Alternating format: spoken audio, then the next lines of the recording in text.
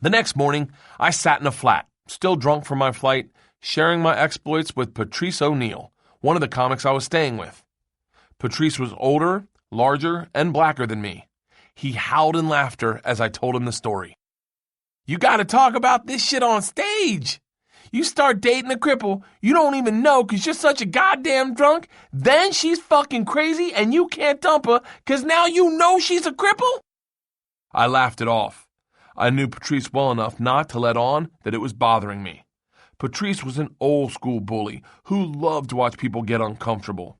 That, coupled with the fact that he was a comedic genius, meant that if he wanted to, he could dismantle you like a puzzle, so not even you knew where your corners were.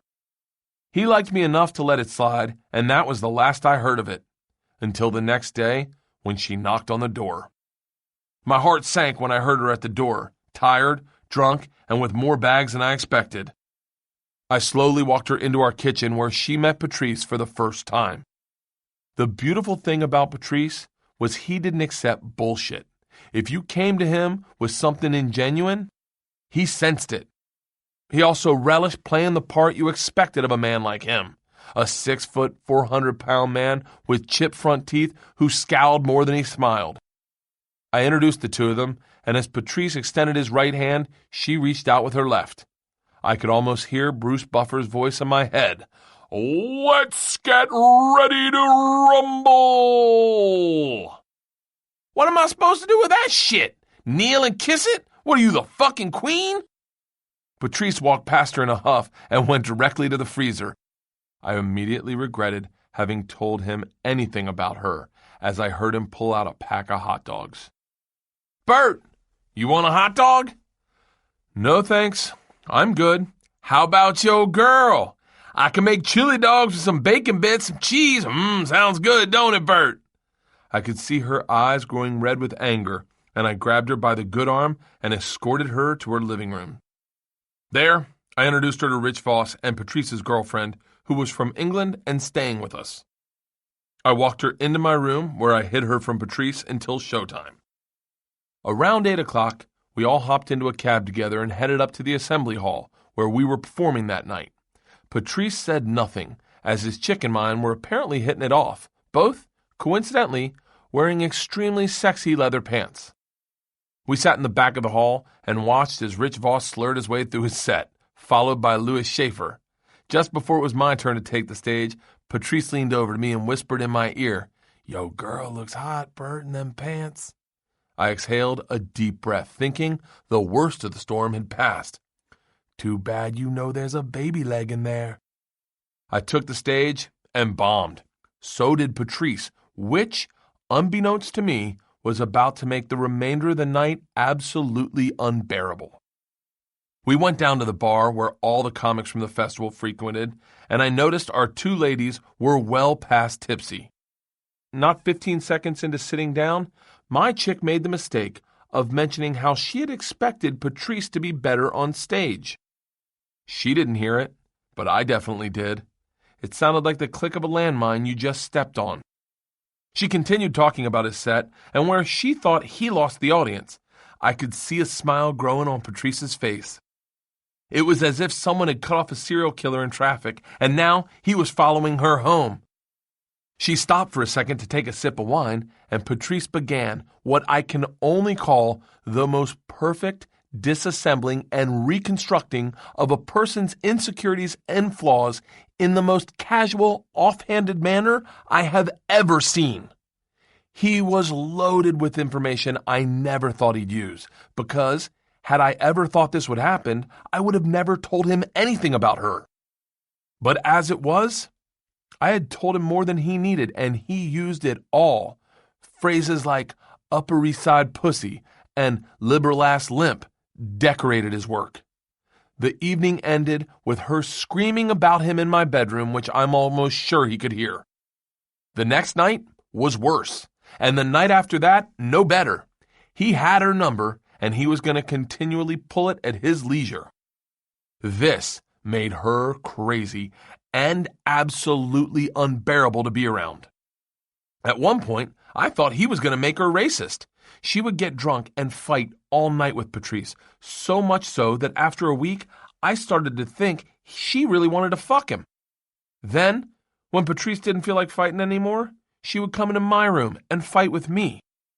It all culminated with her standing naked at the foot of my bed, shouting at the top of her lungs, "You're never gonna fuck me!" Which I didn't, as a matter of fact. We never even kissed the whole time we were in Scotland. Then, God intervened. One morning, 2 weeks in, I got a phone call from my then manager telling me 3 things. I got another TV development deal. I got a TV show on FX, and I had to fly to LA immediately. The news couldn't have come at a better time. Not only were there great things happening for me in Hollywood, but I had reason to leave this horrific reality show I was living in. Patrice came out that morning as I was trying to arrange flights. He had a smile on his face as he told me that he had stuck his head in my room last night and he saw her naked standing at the foot of my bed. I had seen him. I smiled back and told him, "Well, she's all yours." "What?" "I got a deal and a TV show. I have to fly back to LA tonight." Patrice spent the next hour and a half taking me apart over breakfast, which he made slowly.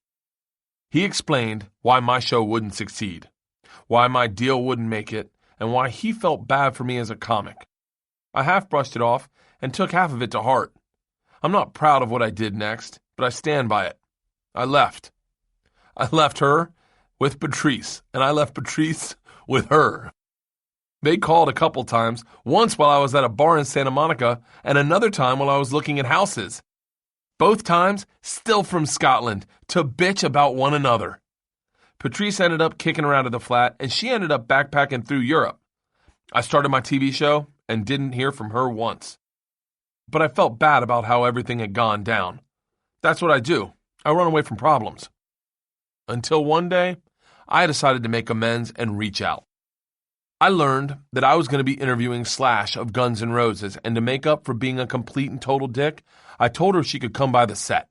She jumped at the offer, and we talked on the phone for 20 minutes, like nothing had ever happened. The next day, she arrived, and I had a production assistant find her a front row seat for the interview. Slash arrived shortly thereafter. The supervising producer pulled me aside and asked, "You have booze in your green room, right?" "Yeah, of course." "Can Slash get a drink?"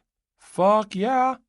Next thing you know, I'm pouring 2 glasses of brandy, one for Slash and one for me, and he's telling me about how his chick made him sleep on the couch the night before. She was seated up front, on the floor with the crew, as she watched me do possibly the best interview of my entire life. I was a fan of Guns N' Roses, too. I asked Slash all the questions they had told me not to. That, coupled by the fact that we were drinking brandy out of coffee mugs, only tightened our bond. Directly after the interview, he looked at me, still on set, both of us still mic'd, and said, "Hey, I have to fly to Europe in a few hours, and I can't go home. Any chance I can get another one of these?" as he pointed to the brandy. The crew stiffened as I took him back to my green room. I subtly motioned for her to follow us, and as I did, I saw her body lighten up with joy.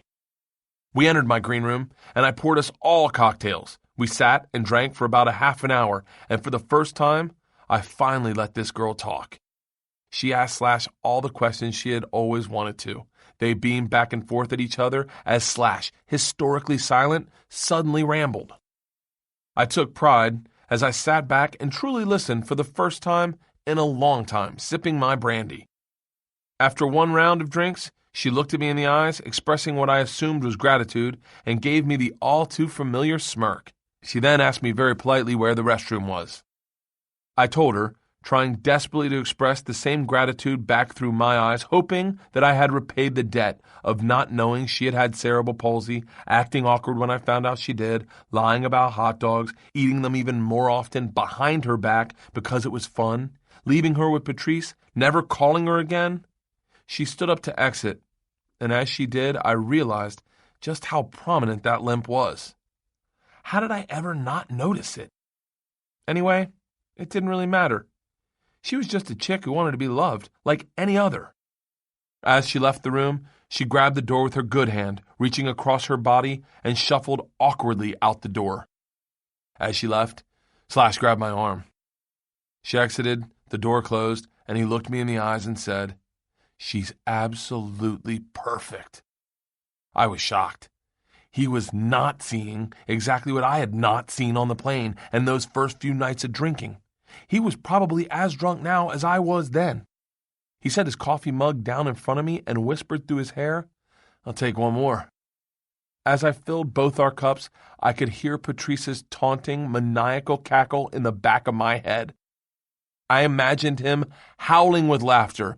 "Both of you motherfuckers didn't see that shit? Damn, Bert! You as big a drunk as Slash!"